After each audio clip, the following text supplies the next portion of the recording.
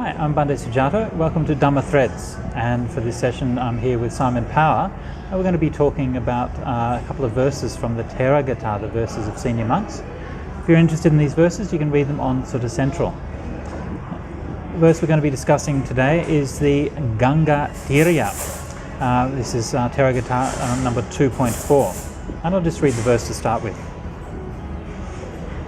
My hut on the bank of the Ganges is made from 3 palm leaves. My alms bowl is a funeral pot. My robe is cast off rags. In my first 2 rainy seasons, I spoke only 1 word. In my 3rd rainy season, the mass of darkness was torn apart. So here's a fairly, intimidating description of practice of highly ascetic lifestyle. Extreme kind of simplicity. 3 palm leaves, yeah? And so the name of the monk here is Dhammathreads, which obviously just means somebody who's dwelling on the bank of the Ganges. So they're kind of named after the verses, so we're not really sure what the monk's name is. But this is that kind of great simplicity that they were living in. The alms bowl's a funeral pot, the robe is cast off rags. The second verse here, it was a little bit difficult to interpret the Pali. You can either read it as saying for the first 2 years that he was a monk, that he spoke only 1 word, because the word vasa can either mean a rainy season or a year. So it could mean in the first for the first 2 years that I was a monk, I spoke only 1 word. But I sort of interpreted it with the kind of the lesser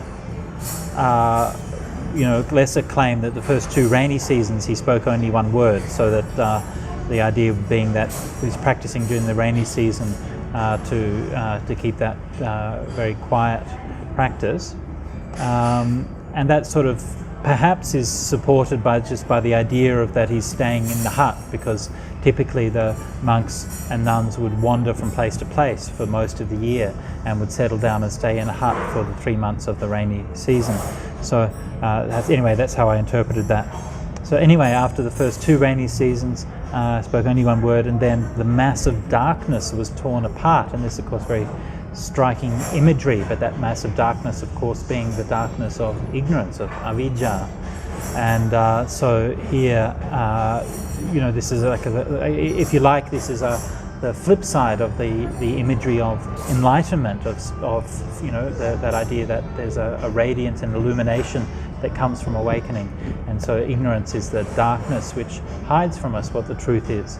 And so that mass of ignorance is torn apart. So Simon, what did you think of this verse, or how was your response to it? I really love the last line, the mass of darkness was torn apart. But what interested me with this verse, very similar to other verses that I read, was the presence of ascetic practices. So very simple living conditions, robes made from rags, and in this case, a begging bowl made out of a funeral pot. Yeah. And these ascetic verses, how accurate do you think they are as a depiction of practice? Sure, they're perfectly accurate. No doubt that that's exactly what they were doing. I mean, you get monks these days who are also living very similarly ascetic lives. The funeral pot thing, I mean, I'm not entirely sure what that refers to, but my guess is that it would be like some kind of urn for keeping ashes in. So in the Vinaya, that it's actually banned. The Buddha, it's banned to use a skull as your alms bowl. Okay, which means that monks actually were using skulls as alms bowls, right? Right. In order for there to be a ban on it, but you can obviously use a funeral pot. So I guess you're going into the charnel ground, finding an old urn or something that's been discarded, washing out the ashes of the former occupant of the urn. I'm not sure. And then sort of using that as your bowl. Cast off rags is kind of standard, and even these days monks who will keep that practice. I had one young monk with me at Santi for a while. Whenever we'd go around anywhere, he'd keep his eye on the ground for bits of rags that had been washed up in the gutter or just discarded somewhere, and he was collecting them all and trying to sew them into a robe. Mm-hmm. So not easy to do, but yeah, I'm sure this is how people lived. It's not a romantic view in poetry form of a preferred way to practice? I don't think so. I mean, yeah, it is a romantic ideal. I don't think it's romanticized though. I think it's just that's how monks live. Yeah. So there's a kind of celebration throughout the Theragāthā of these monks who are able to live very, very simply. And these poems talking about these things were designed to inspire others to practice similarly, or I guess so. Yeah. to give them a reference point in their own practice. And to not be so kind of obsessed with material things and so on. I mean, you have a radical shift in the whole culture of Buddhism around the time of Ashoka, so maybe 200 years after the Buddha, when Buddhism became supported by these great kings who gave this kind of lavish assistance to the Sangha and so on. And the Sangha more and more tended to live in big monasteries, thousands of monks staying there, royal support, and so it became a very different kind of thing.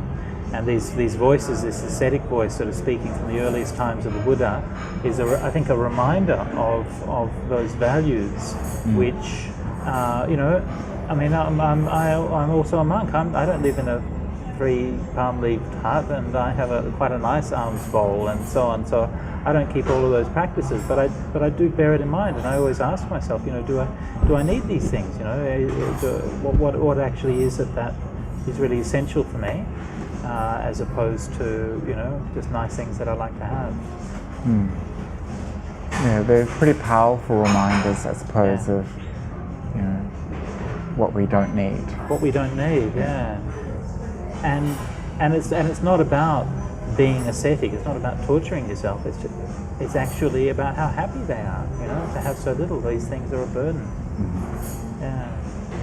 Thank you, Bhante. Yeah. Thanks a lot, Simon. So thanks for that discussion. Glad you could join us again for Dhammathreads, and we'll see you for the next session.